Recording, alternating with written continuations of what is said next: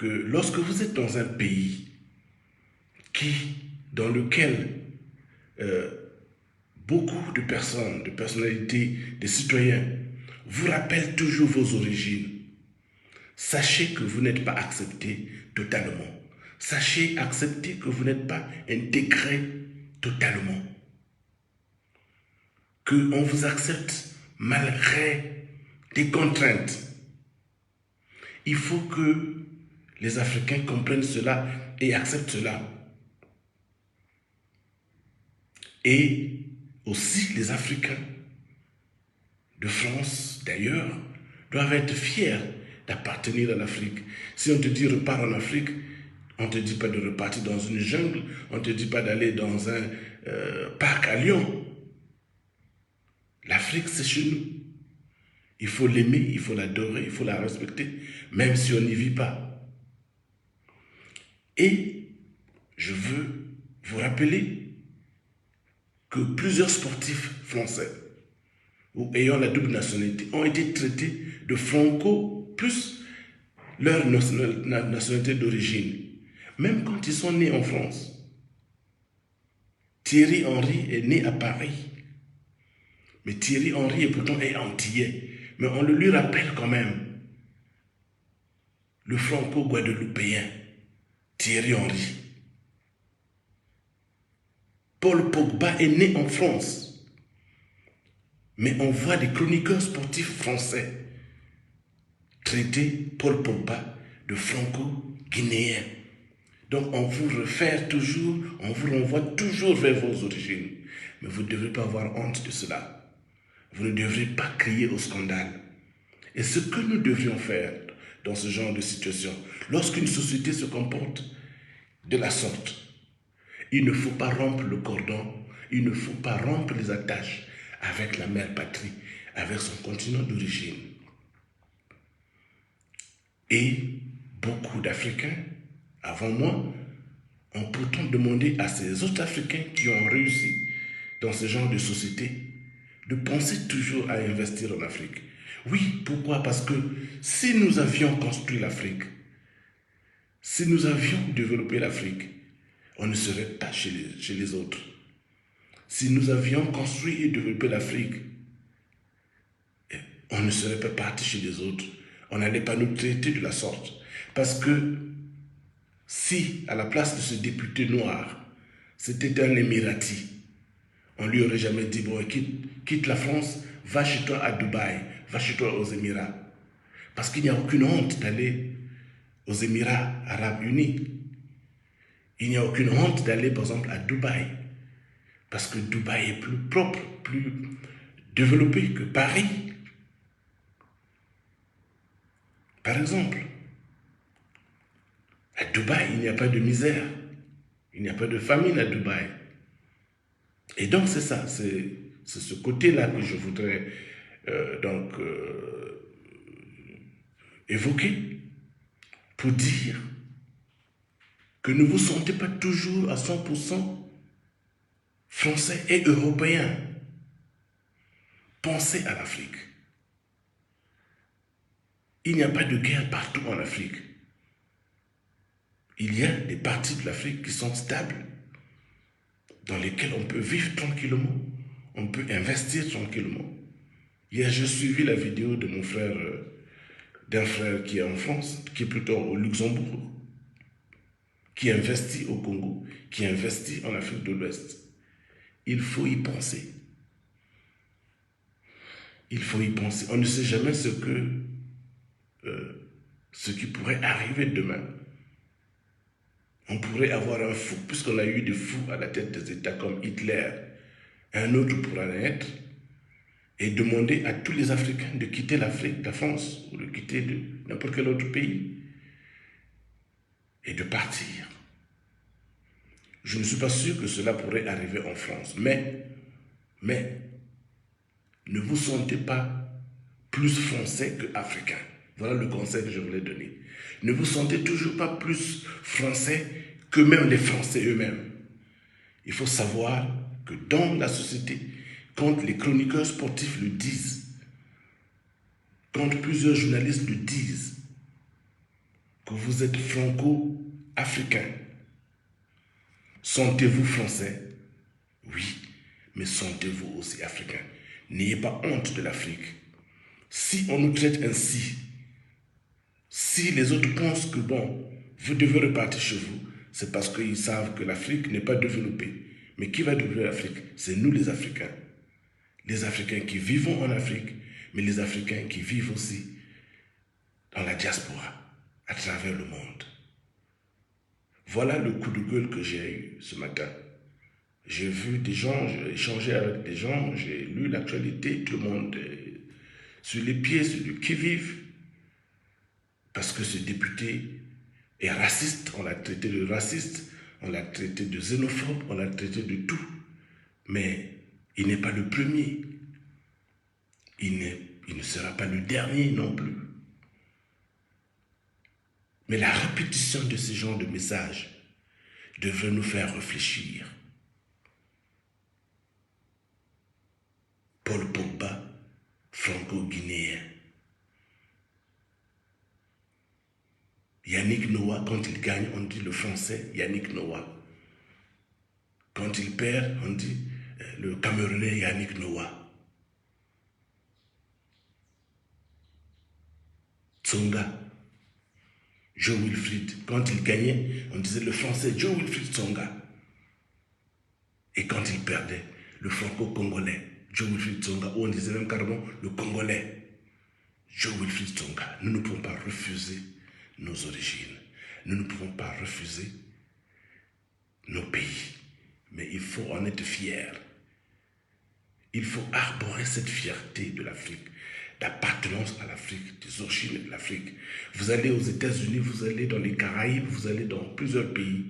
Les gens sont fiers d'être africains, d'avoir des origines africaines. Moi, j'ai grandi à Cuba, j'ai visité le Brésil, j'ai été avec des gens des Caraïbes, mais de différents pays des Caraïbes. J'ai été avec des gens de l'Amérique du Sud, des Noirs aussi, qui sont très attachés à l'Afrique, qui adorent l'Afrique. Mais des conditions ont fait de telle sorte qu'ils sont obligés de vivre là où ils sont. Mais s'ils ont la possibilité de venir un jour en Afrique et s'installer, ça dépend de nous aussi, les autres Africains qui sommes là en Afrique aujourd'hui. Si nous ouvrons les portes à ces gens, ils pourraient peut-être venir investir. Parce que le jour où le continent africain atteindra le niveau de développement des Émirats arabes unis, on ne dirait plus aller chez vous en Afrique. C'est plutôt eux qui voudront venir chez nous en Afrique. Salut Yaya Nicole. Salut Jean-Blaise Mayani, mon frère, mon jeune frère.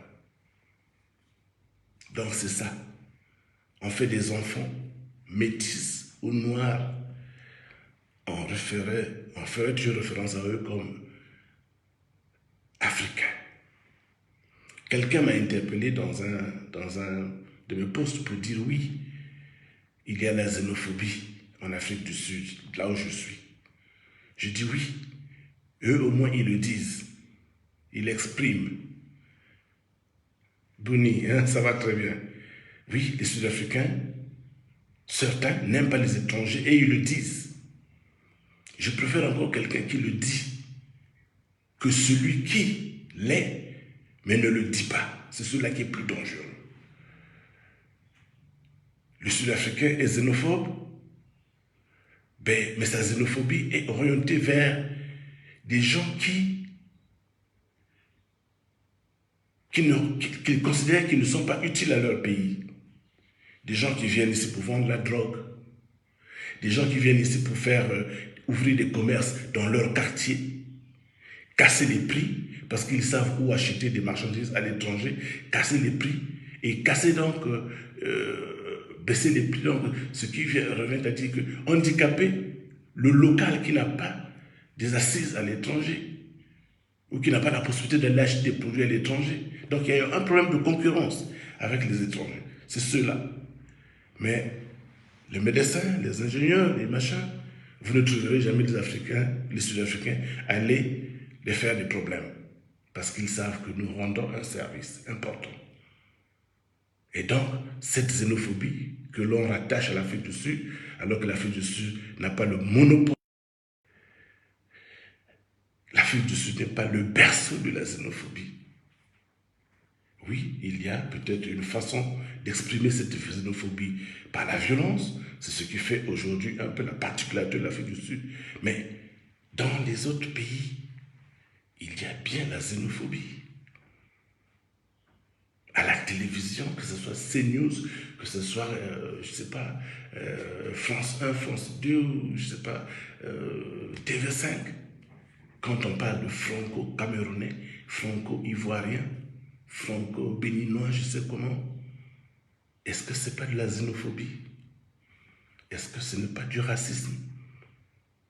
Est-ce que ce n'est pas le rejet? Parce que les autres ne veulent pas que vous ayez la condition de français 100%. C'est ça. Et quand vous êtes dans un tel environnement, il faut faire comme nous autres, qui savons que nous sommes ici, mais nous ne sommes pas chez nous. Et on travaille, on met aussi de l'argent de côté, on épargne, pour un jour peut-être aller investir chez nous.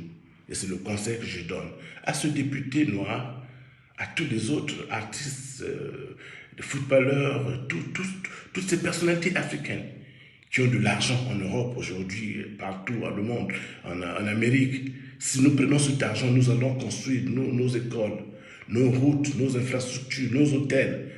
L'argent que nous avons gagné à l'étranger, nous allons transformer dans notre pays. C'est comme ça que la Chine s'est développée. Et si nous atteignons le niveau de développement des Émirats arabes unis, plus personne ne dira repartez chez vous en Afrique. Parce que ce n'est pas un dépotoir. Mais aujourd'hui, ils savent que bon, il y a la violence, il y a l'insécurité alimentaire, il y a beaucoup de choses, il y a des calamités en Afrique. Bon, quand on vous dit repartir en Afrique, c'est comme si on vous envoie aller mourir. Mais ça ne sera plus le cas. Ça ne sera plus le cas. La donne internationale est en train de changer, notamment avec la guerre en Ukraine.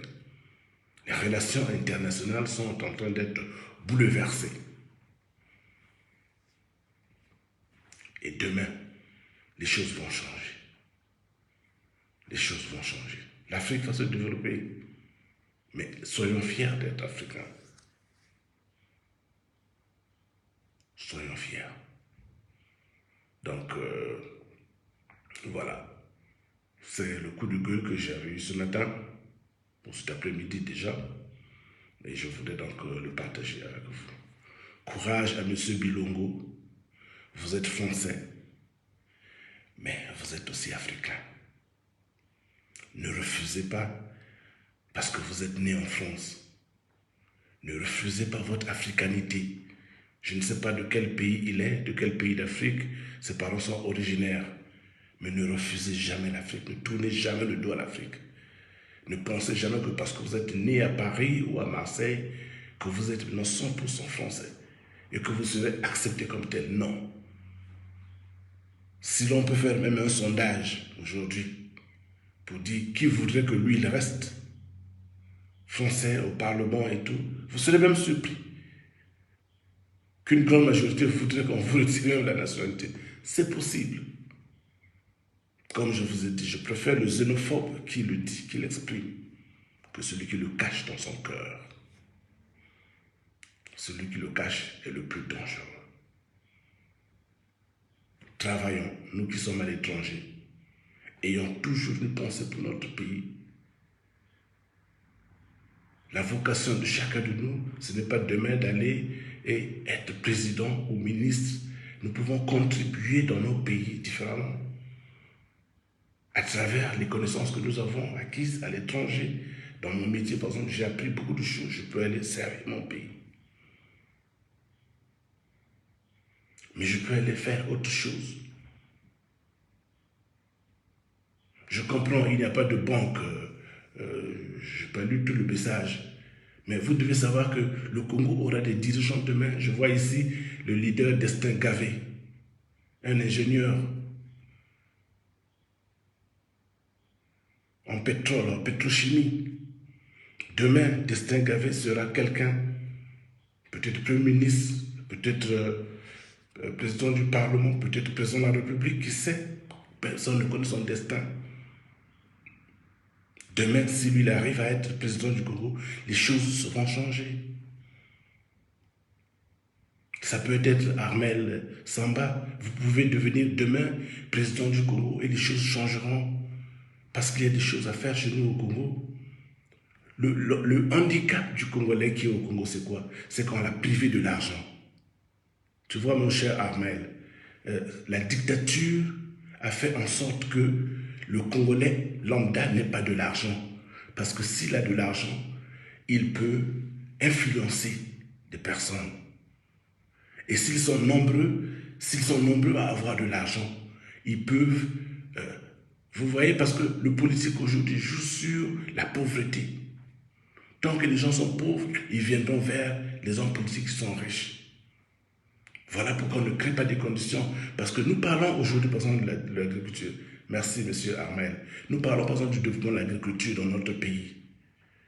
Pourquoi ce projet stagne? Alors que nous avons eu de l'argent. On a donné même 1 milliard, je ne sais pas, à un Gabonais là. Il y a tellement de l'argent. L'argent que les dirigeants vont garder en Europe. Vous savez que cet argent est perdu. L'argent que ça soit placé partout, en France et ailleurs, si jamais demain les Français veulent le compliquer, ils créent une histoire et ils gardent cet argent. On ne renvoie jamais cet argent. L'argent au bout n'est jamais revenu aux Zaïre. C'est un problème d'argent, mon cher ami. Si nous mettons en place des instances qui vont financer des différents projets agricoles, le Congo va résoudre ces questions de sécurité alimentaire. Vite fait. Vite fait. L'huile, on a vu l'huile de tournesol. L'huile que vous consommez le plus en France, c'est l'huile de tournesol. Celle que nous utilisons ici, c'est l'huile de tournesol un peu partout. Quand il y a eu la guerre en Ukraine, au début de la guerre en Ukraine, les prix des denrées ont augmenté, notamment l'huile de tournesol. La margarine de tournesol que nous consommons tous. Parce qu'elle a un avantage, c'est qu'elle n'a pas de cholestérol.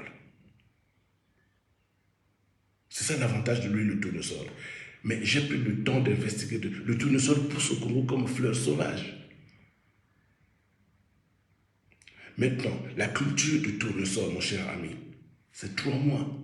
C'est-à-dire qu'à partir du moment où tu as fait tes sillons, tu as préparé la terre, tu prends le tournesol, les grains, la semence, tu mets en terre, donc tu sèmes, jusqu'à la moisson, donc à la récolte. C'est 3 mois.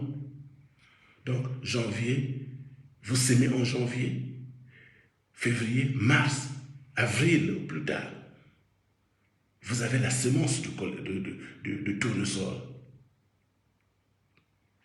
Et si vous avez une unité de production, de fabrication d'huile, vous produisez donc de l'huile. Tous les 3 mois, il y a un cycle de production de tournesol, de l'huile de tournesol, qui sera dans nos ménages. Et tellement qu'on va produire de l'huile de tournesol, les prix d'huile vont baisser parce qu'il y a l'offre et la demande. Quand il y a beaucoup d'offres et moins de demandes, les prix vont baisser. Ce sont la dynamique économique. A contrario, quand il y a moins de demandes, ou plutôt, moins de production, plutôt, plus de demandes, en ce moment-là, les prix augmentent. Aristide, mon bébé ici est là, il connaît. C'est la dynamique économique. C'est comme lui, Aristide, qui est dans les réseaux de communication. Il y a un opérateur qui vient, il met ses prix. Mais s'il y a un deuxième, un troisième, un quatrième opérateur qui arrive, les prix ne seront plus les mêmes parce que la concurrence s'installe. Et nous, dans notre économie, de demain, après la dictature, il faudra instaurer la concurrence pour que les prix de toutes les denrées, baissent. C'est important. C'est important que nous soyons, sur le plan alimentaire, complètement indépendants. Donc, pour revenir à la question d'Armel, aujourd'hui, si les Congolais, on leur dit, voici donc l'institution qui aide ou qui est capable de prêter de l'argent aux opérateurs économiques dans le secteur agricole, on va se développer. En France, il y a ce qu'on appelle le crédit agricole. Le crédit agricole, c'est une banque. Vous vivez en France, vous la connaissez. Le crédit agricole, lors de son inception, c'est-à-dire que lorsqu'il est créé, avait pour mission essentielle d'assister les agriculteurs, les fermiers, les investisseurs dans le secteur agricole. C'est là qu'ils partaient prendre de l'argent au crédit agricole pour faire. Dis-moi, au Congo-Brazzaville, quelqu'un qui a un projet agricole, il va faire quoi? Il doit aller voir Gavé, ou il doit aller chercher à négocier avec je sais qui. Il doit aller voir qui est le député de son coin. Il y a pas de... C'est-à-dire que tout est fait au Congo pour que, sur le plan agricole, que le Congo ne démarre pas. Et pourtant, nous sommes tous fils de paysans. Mon cher ami Armel, le café pourri au Congo,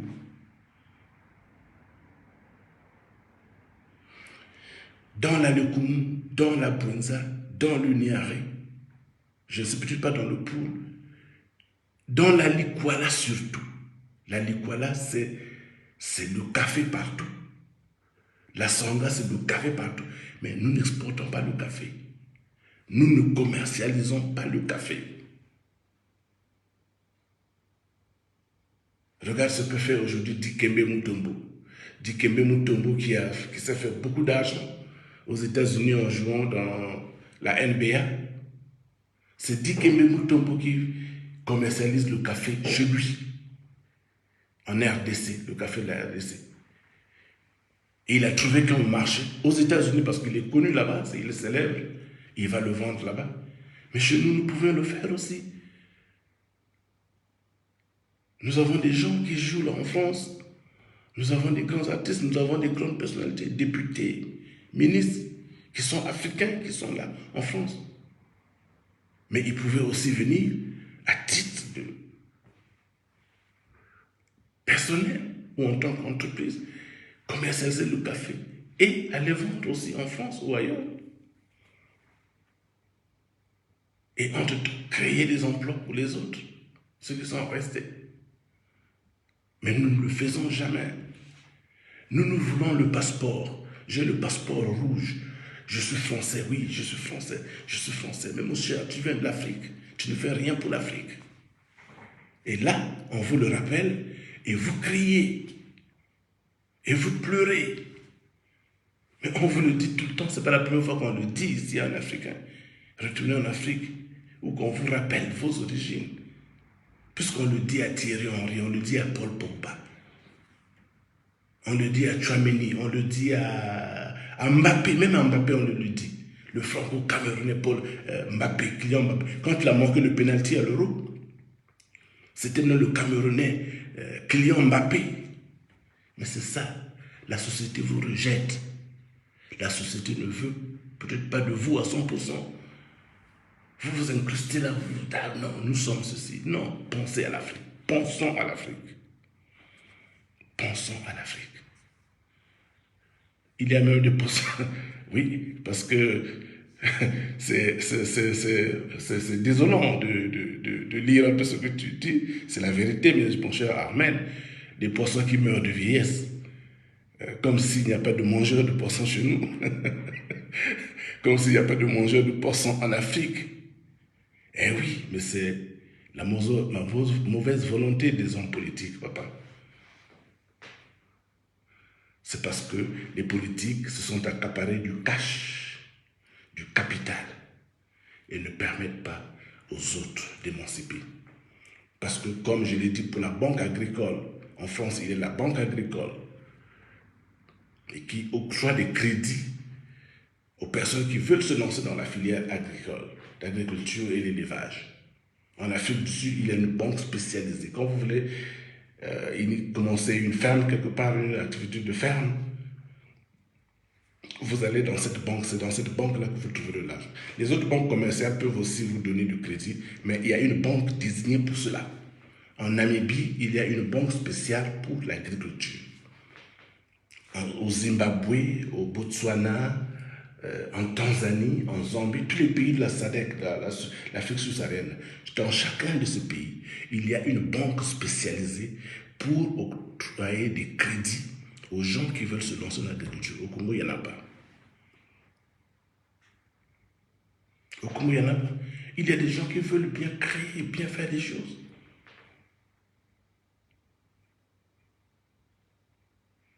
Moi, je partage toujours mes idées avec des gens. Il y a des gens qui me le reprochent d'ailleurs. Ils disent, oh, mais toi, tu livres tous les idées. Je les livre. Si quelqu'un peut s'en servir, qu'il en fasse, qu'il s'en serve. Et s'il peut créer quelque chose, qu'il en crée. Et si ça va servir au Congo, que ça serve au Congo. On a vu M. Etoka Wilfred aller faire de l'huile avec les Malaisiens, l'huile de palme. Mais si M. Etoka est réellement le dragon de la monnaie, mais il n'avait qu'à penser aujourd'hui à l'huile de tournesol, qui est une culture simple, qui est une culture rapide. Tout ce qu'il faut, c'est construire 4 murs, un toit, acheter des machines en Chine, ou je ne sais pas, Taïwan, ou en Inde, ou en Afrique du Sud, et vous montez une huilerie, et vous produisez de l'huile de tournesol. Et vous produisez de la margarine de tournesol. Et vous pouvez implanter une usine à Vinza, par exemple, ou à Kindamba, ou à Kinkembo, ou à Minduli.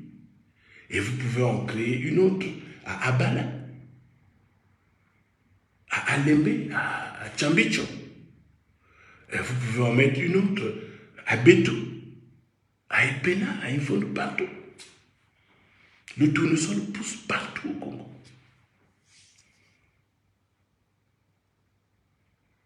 Voilà. Donc, je ne voulais pas dire tout ce que j'ai dit là. Au départ, c'était juste pour la question de la France. L'appartenance à la France, oui. Mais l'appartenance aussi à l'Afrique, parce qu'on vous le rappelle, que vous êtes aussi de quelque part. Et beaucoup de personnes n'aiment pas s'intéresser à la cause africaine. Lorsqu'on débat, par exemple, sur le franc CFA, les gens disent, ah, ça c'est pour vous les Africains. Mais on vous rappelle que vous n'êtes pas français. Retourne chez toi en Afrique.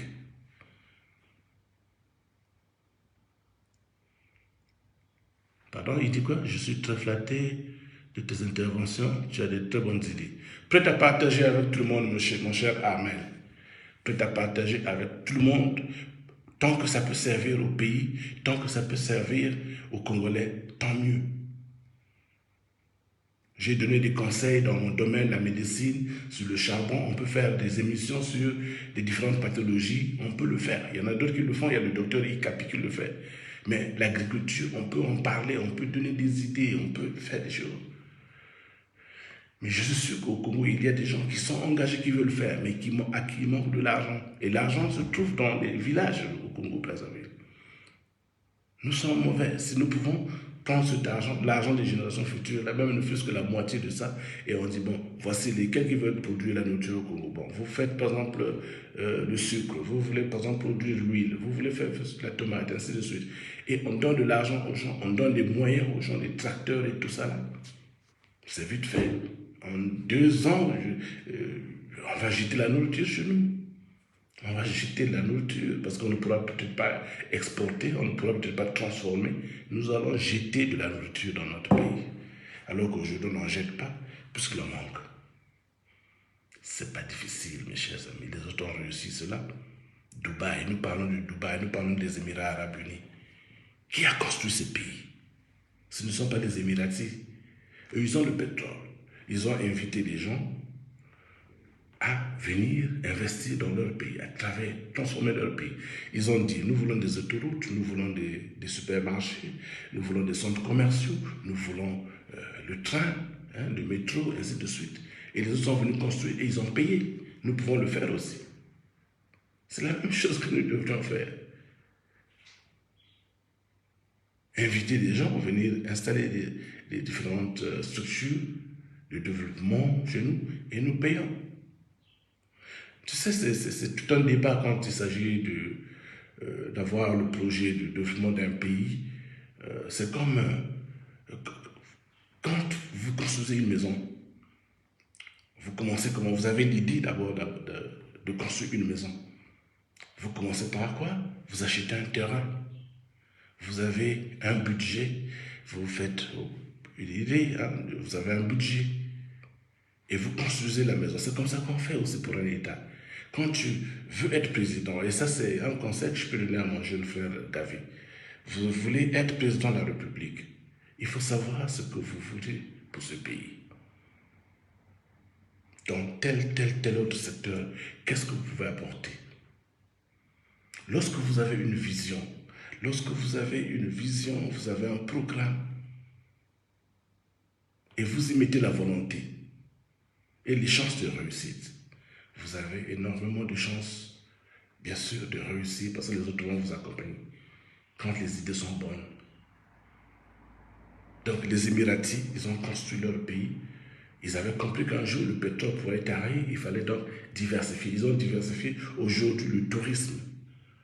Le tourisme aujourd'hui rapporte aux Émirats Arabes Unis autant que le pétrole, peut-être plus que le pétrole, le tourisme. Alors que chez nous, quand on parle de diversifier l'économie, il n'y a rien. Sous Massamba Deba, l'économie était basée sur le bois. Le bois existe toujours. Donc, l'activité de production du bois ou de transformation du bois, c'est déjà une façon de diversifier. Nous avons le secteur minier. Ça, c'est un autre secteur. Nous avons aujourd'hui le grand secteur qu'il faut développer, c'est l'agriculture. Si nous pouvons avoir une bonne agriculture, j'ai une question. Comment faut-il faire pour acheter des machines agricoles en Afrique du Sud? Et c'est mieux. C'est simple, mon cher ami. Tout à l'heure, vous pourrez m'écrire sur Messenger, je vous donnerai les détails, je vous enverrai comment vous appelez ça, des catalogues avec même des prix des machines agricoles. Et ça, c'est connu. Ça, c'est connu, mon cher ami. Si vous voulez les machines neuves, si vous voulez des machines en occasion, il n'y a pas de problème. Si vous voulez venir ici, vous venez, il y a des collègues qui vont vous recevoir, qui vont vous emmener partout, vous verrez, il n'y a pas de problème. Mais là n'est pas le problème, mon cher ami, parce que vous voulez certainement faire de l'agriculture. Mais ces questions ne devaient pas se poser parce qu'il devait avoir au Congo des structures où on vend des tracteurs, où l'on loue des tracteurs, des machines agricoles. Cette question ne devait pas se poser. Si le gouvernement avait vraiment la volonté de développer l'agriculture, vous ne devez pas chercher à savoir les prix des machines agricoles en Afrique du Sud, parce qu'on devait les trouver sur place. Bon, il faudrait que les Congolais aussi comprennent que ce n'est pas le gouvernement qui développe l'agriculture. Hein. Ce sont les opérateurs privés. Mais les opérateurs privés, il faut leur donner des moyens. C'est-à-dire que ce n'est pas l'État qui doit donner de l'argent aux gens. Il doit avoir une banque, comme je l'ai dit. Une banque qui accorde des crédits aux gens. Comme monsieur, par exemple, c'est quoi, Général Goga. Oui, monsieur, Général Goga. Vous allez, par exemple, à une banque, hein, la banque agricole, par exemple, du Congo. Vous dites, bon, voilà, j'ai envie de cultiver le tournesol. J'ai envie de fournir le tournesol parce que il y a le dragon de la monnaie, l'ami d'Aristide Mobébissi, a installé une usine de production d'huile à partir du tournesol à Kinkala ou à Kindamba, je ne sais pas, à Lekana. Et moi, je veux fournir du tournesol à ce monsieur. Vous pouvez devenir un fournisseur et vous signez un partenariat, un contrat. Vous allez à la banque vous prête de l'argent et vous faites cela. Vous achetez des machines, vous produisez votre tournesol. Donc tous les 3 mois, comme je l'ai dit, la culture de tournesol, c'est 3 mois. À partir de la semence jusqu'à la moisson. 3 mois, pas plus. Et donc, vous faites cela. Donc, développer l'agriculture, ce n'est pas le gouvernement qui le fait. Ce sont les individualités qui le font. Ce sont les sociétés qui le font. Ce sont les opérateurs économiques qui le font. Mais les opérateurs économiques, il faut leur donner des moyens. Parce qu'il y en a au Congo qui ont des projets. Tsengue, c'est un monsieur aujourd'hui qui, s'il a des moyens, peut faire beaucoup de choses au Congo-Brazzaville. Tsengue, que nous négligeons là. Donc, Général Goga, vous pouvez me contacter en inbox tout à l'heure. J'ai des consultations bientôt, mais vous pouvez me contacter en inbox. Je vais vous répondre. Je vous donnerai tout ce que vous voulez, monsieur, mon cher ami. Même pour les machines de production de briques, de tuiles, de carreaux, tout ça, des brochures, tout ça vous aurez. Je ne sais pas s'il y a même des prix là-dedans. Vous verrez tout ça. Vous verrez tout ça. Il n'y a pas de problème. Parce que pour moi, l'essentiel, c'est de vivre le Congo. Alors moi, par exemple, le conseil que j'étais en train de donner à mon frère de Gavé, je disais qu'il faut avoir une vision. Qu'est-ce que tu veux faire du pays? Qu'est-ce que tu veux obtenir? Quand tu parles, par exemple, de la diversification de l'économie, diversifier l'économie, nous en parlons. C'est-à-dire qu'aujourd'hui, l'économie du Congo est basée sur le pétrole. Mais il faut faire en sorte. Il n'y a pas de problème, mon cher ami, il n'y a pas de souci. Vous voulez par exemple sortir du cadre du pétrole et orienter le développement vers d'autres secteurs. D'accord. Vous dites le pétrole, hors le pétrole, il faut diversifier. Parce que pour moi, la diversification, c'est quoi? C'est d'abord diversifier en termes de produits. Mais diversifier aussi, pour moi, et ça je le dis à M. Gavé, c'est aussi les pôles de production ou des centres de production. Parce qu'aujourd'hui, il y a une question qui se pose au Congo. Et beaucoup de gens n'aiment pas souvent aborder cette question ou n'ont peut-être jamais eu comme ça le flair de le faire. Quand vous voyez les relations entre Congolais, quand les Congolais parlent du nord, du sud, c'est vrai que c'est souvent exploité par le politique. Mais quand vous regardez le Congo sur le plan économique, quand vous voyez le Congo sur le plan économique, la partie sud du pays a près de 90% des structures de production, de l'économie, je peux dire comme cela, 90% est au sud du Congo. Pour un homme qui est né à Bétou, qui n'a jamais été ailleurs, et qui vient pour la première fois visiter Brazzaville, Dolisie, je sais pas, Nkaï, tout ça, il aura un peu ce sentiment comme si la partie nord a été abandonnée, négligée. Parce que là-bas, il n'y a pas eu de développement. Bon, cela est parti un peu comment tu appelles, de la colonisation. Parce que le colon, pour lui, bon, c'était évacuer des matières premières, rapidos, là et tout. Il y avait le fleuve, de l'autre côté, il avait l'océan, il a tracé une voie, et avec la voie, beaucoup de choses se sont développées et tout ça là. Beaucoup de ces villages se sont développés, sont devenus des villes parce que grâce à la construction du CFCO, qui a créé des villages, et ces villages qui sont devenus des grandes agglomérations. Mon projet à moi, si un jour je devais me positionner pour être président de la République, diversifier l'économie pour moi, ce serait aussi diversifier les pôles de production. C'est-à-dire que dans tous les départements du Congo, notamment de la partie septentrionale, de mettre en place une unité de production. Si on peut, on met 2 partout. Si on peut, on met 3, 4, 5. Industrialiser la partie nord de notre pays. Parce que sinon, notre partie nord va se vider aussi. Tout le monde vient d'acheter du travail à Pointe-Noire. Et quand on ne trouve pas de travail à Pointe-Noire, on devient bébé noir parce qu'il faut vivre. On devient délinquant, on devient criminel. Mais on peut rester chez soi, travailler. En plus, l'avantage d'implanter les usines dans l'arrière-pays.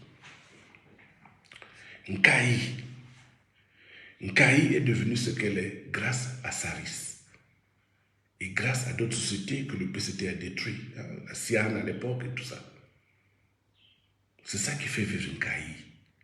Donc, quand vous allez dans la partie septentrionale du pays, et vous implantez les usines dans certaines localités, admettons par exemple, on produit le sucre, on cultive la canne à sucre dans la zone de Okoyo, frontière du Gabon, jusqu'à Bunji.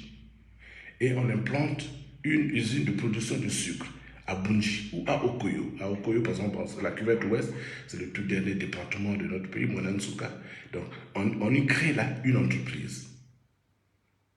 comme à l'image de Saris-Ankaï, vous verrez qu'il y aura un développement autour de Okoyo, qui deviendra certainement comme Nkaï, sinon plus.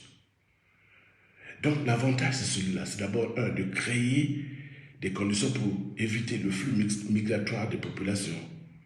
Deux, de créer des emplois aussi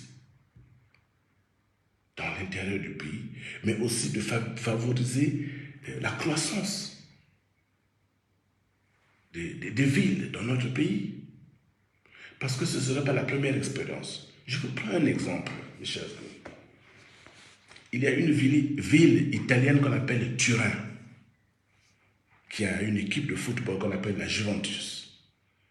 Turin est reconnu ou connu par son industrie automobile. La famille qui gère la compagnie Fiat, vous connaissez les véhicules Fiat, F-I-A-T, elle est basée à Turin. Et c'est cette industrie automobile de Fiat qui a fait en sorte que Turin devienne une grande ville. C'est-à-dire que Turin s'est construite autour de cette usine de Fiat, jusqu'à produire le club qu'ils ont aujourd'hui. Juventus, beaucoup de gens sont passés par là. Zidane, Thierry Henry, Trezeguet, tout ce monde. Donc, quand vous créez une unité de production, vous attirez justement la main-d'œuvre parce que des gens qui veulent venir travailler. Mais toutes ces personnes qui viennent pour travailler doivent habiter là. Et on construit en ce moment la ville. Et puisqu'on amène des services, l'eau, l'électricité, le téléphone, et ainsi de suite, cette ville s'agrandit. Et il y a d'autres services qui viennent aussi. Puisqu'on travaille, on produit le sucre, par exemple, à Okoyo. Mais les gens doivent être assurés. Donc du coup, vous aurez une société d'assurance aussi là sur place. Bon, mais puisqu'on peut payer les gens à la main tout le temps et tout ça, donc il y a nécessité de mettre aussi une banque sur place. Comme ça, les gens vont prendre l'argent avec la carte et vont prendre dans les distributeurs automatiques. Donc vous voyez l'effet que ça crée. Vous mettez en place votre unité de production de sucre à Okoyo. Du coup, vous avez le besoin de mettre, des compagnies d'assurance. Parce que les travailleurs qui vivent là doivent être assurés. Bon, parce qu'il faut payer des gens, il faut qu'il y ait une banque. Bon, les gens qui vivent là ont besoin d'un hôpital aussi de grand standing. Vous devez construire un hôpital. Il y a des gens qui préfèrent aller en privé. Ils doivent aller en privé. Donc, du coup, la ville s'agrandit. Autant pour Dolisie, on peut donner beaucoup d'exemples. Dolisie était un petit village. Mais il y a eu Sokobois. Et Sokobois a drainé le monde. Et les gens sont venus, se sont installés à Dolisie. Il y a des gens qui ont continué la filière du bois, mais il y en a d'autres qui sont allés dans des différents secteurs. Et c'est ce qui a fait que, et Dolisie a eu la chance aussi que la voie ferrée est passée par là. Et ça a créé donc le boom aujourd'hui dans Dolisie. Et la troisième ville du pays. Si nous avons une vision de faire en sorte que diversifier l'économie, ce n'est pas seulement diversifier en termes de augmenter le nombre de canaux par lesquels l'argent peut rentrer à l'État, oui, ça c'est une chose, mais il faut aussi diversifier dans ce sens qu'il faut sortir des pôles dans lesquels nous avions l'habitude de faire, de produire, c'est-à-dire que on ne doit pas seulement produire dans la partie sud du pays, il faut emmener l'industrie vers le nord du pays. Il faut aussi penser à mettre une voie ferrée, développer un réseau ferroviaire qui relie Pointe-Noire à Bétou. C'est très important. Parce que, vous savez, le pays, Congo, pays de transit, il faudrait que nous jouions pleinement ce rôle. Si nous n'avons pas de structure, on ne pourra pas jouer ce rôle. Si nous construisons une voie ferrée qui relie Pointe-Noire au Brazzaville à Bétou, ça va créer beaucoup d'opportunités. Comme je l'ai dit, dans la partie sud du pays, c'est le CFCO qui a fait que les villes comme les Nkaï, les Lutete, toutes ces villes puissent devenir ce qu'elles sont devenues aujourd'hui. Si nous construisons la voie ferrée juste vers le nord, vous verrez aussi que là-bas il y aura du développement. Si nous allons implanter des usines dans ces différentes localités au nord, vous verrez que ça va changer la donne. Ça va changer la donne économique. Donc, diversifier en termes de nombre de structures ou la qualité des structures, mais diversifier aussi dans ce sens qu'il faut sortir des pôles traditionnels pour aller faire ailleurs. Ça, c'est des choses que nous pouvons très bien faire. Maintenant, des pays comme le Tchad, enclavé, totalement enclavé. Centrafrique, totalement enclavé, pas d'accès à la mer. Le Sud-Soudan, pas d'accès à la mer. L'Ouganda, hier j'étais en train de lire que l'Ouganda est en train de négocier avec des pays pour voir comment faire passer des pipelines parce que ils ont du pétrole maintenant. En Ouganda, ils ont du pétrole. Donc ils veulent sortir du pétrole de l'Ouganda pour le mettre quelque part en mer pour qu'il soit vendu à l'étranger. Voilà les opportunités qu'il y a. Bon, ça, Fachi Béton peut le faire avec l'Ouganda. Il peut signer par exemple un accord pour que le pétrole de l'Ouganda passe par la RDC via Matadi. Via Matadi et à l'exportation. Mais si nous avions notre voie ferrée, pardon, qui relie Pointe-Noire à Bétou, mais on pouvait dire de Bétou, on emmène les pipelines de, comment tu appelles, oui, de Kampala, arrivent jusqu'à Bétou. Et de Bétou, par la voie ferrée, rapide, Pointe-Noire, port en eau profonde, exportation, l'Ouganda nous paye de l'argent tous les mois, des milliards. La Centrafrique nous paye des milliards tous les mois. Le Tchad nous paye tous les mois. Et en ce moment-là, on aura diversifié parce que l'argent qui rentre au trésor ne sera pas seulement le fruit de l'exploitation du pétrole. Il y aura le fait que nous soyons un pays de transit. Cela va nous ramener de l'argent. Quand on parle de diversifier, mais c'est aussi le tourisme. Le tourisme, il faut le développer. Pardon, je vais éteindre un peu mon ordinateur ici. Parce que beaucoup de gens pensent que c'est juste le bois, le pétrole, c'est ça l'économie. Non. Vous avez aujourd'hui, par exemple, le secteur de la culture. Vous êtes ministre de la culture. Vous pouvez initier beaucoup de choses qui feront rentrer de l'argent, qui feront en sorte que l'argent rentre au Congo. Si vous construisez des parcs naturels, si vous construisez les musées, quand on va dans un musée, il y a des musées où on paye. Des bibliothèques, on va, on paye. Vous avez des cinémas, on va, on paye. Tout ça, c'est ce qui ressort du ministère de la Culture. Vous avez des parcs, des expositions. Des différentes sociétés peuvent utiliser. C'est de l'argent. Donc, même le ministère de la Culture devrait être capable de mettre en place des structures qui génèrent de fonds qui vont aller au trésor public. Mais chez nous, le ministère de la Culture, non, il est là. Il attend, on lui paye un salaire et puis c'est fini. Lui, il ne produit absolument rien, même en termes d'idées. Bon, je ne vais pas rester longtemps. C'est un grand chantier, le Congo. Mais ceux qui aiment le Congo, ceux qui ont des intentions de diriger le Congo, ayez la vision. Il faut avoir la vision d'abord. Et il faut avoir un chronogramme. Il faut avoir des priorités. Avoir un chronogramme et trouver des partenaires étrangers. Mais aussi faire des politiques d'incitation au retour des Congolais qui sont à l'étranger parce qu'ils ont appris. Ils n'ont pas passé leur temps à rien faire. Il y en a qui ont appris et qui doivent revenir avec cette intelligence, avec toute cette matière pour la mettre au service du développement du Congo. Désolé, je dois aller pour les consultations, c'est vendredi. Je dois aller voir des malades. Et voilà. En inbox, pour ceux qui veulent discuter avec moi, il n'y a pas de problème. De temps en temps, j'aurai un peu de temps pour répondre à certains messages. Yaya Makila Maboué, Bouelaye. Ok. Donc, je salue tout le monde, hein, tous ceux qui sont là, Nazer Boscode, Vianney Raymond. Je crois que c'est la première fois, hein, je ne sais pas. Je ne sais pas si on est amis hein, sur Facebook, sinon je dis bonjour. Le docteur Ben Saï, le grand sud-africain. Ok. Je vois encore qui là, Edith Pikindou. Alors je salue tout le monde, je salue tout le monde. Allez, bambote, bambote, bambote, bambote. Ciao, ciao, ciao.